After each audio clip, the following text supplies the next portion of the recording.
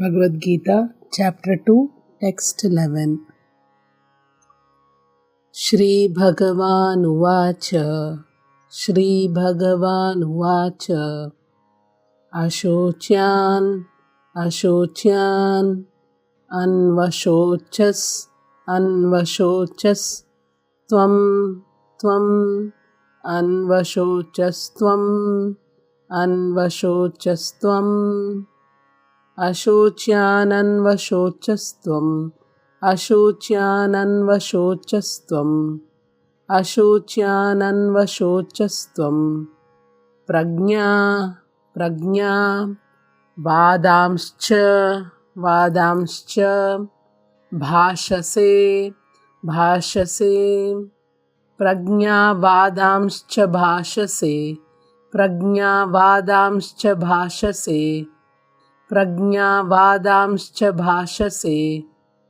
Shri Bhagavan Uvacha Ashocyananvashocastvam Prajna Vadamscha Bhashase Ashocyananvashocastvam Prajna Vadamscha Bhashase Ashocyananvashocastvam Prajna Vadamscha Bhashase.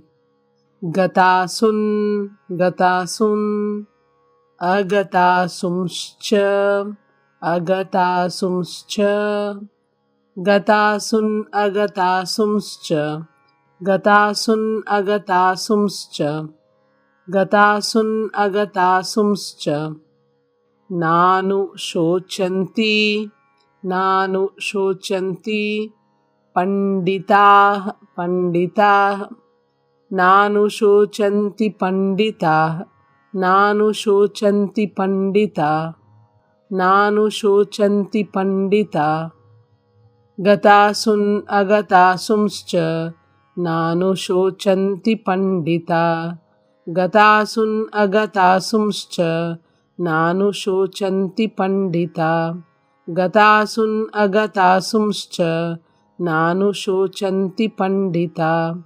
Shri Bhagavan Uvacha Ashocyananvashocastvam Prajna Vadamscha Bhashase Gatasun Agatasumscha Nanu Shochanti Pandita.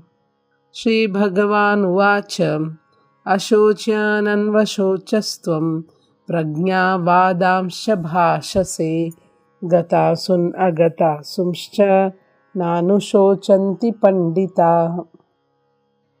Hare Krishna.